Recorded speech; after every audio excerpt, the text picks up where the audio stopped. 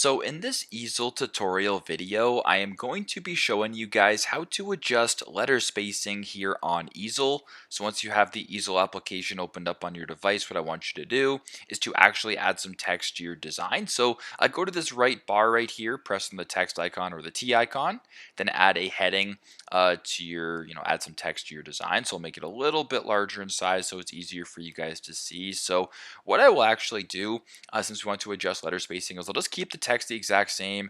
I'll actually just type in the word letter just like that. So by default, the letter spacing is quite close together as if it's like a normal word. But if you want to edit it, simply press on the text right here, go to this top bar and press on align and space.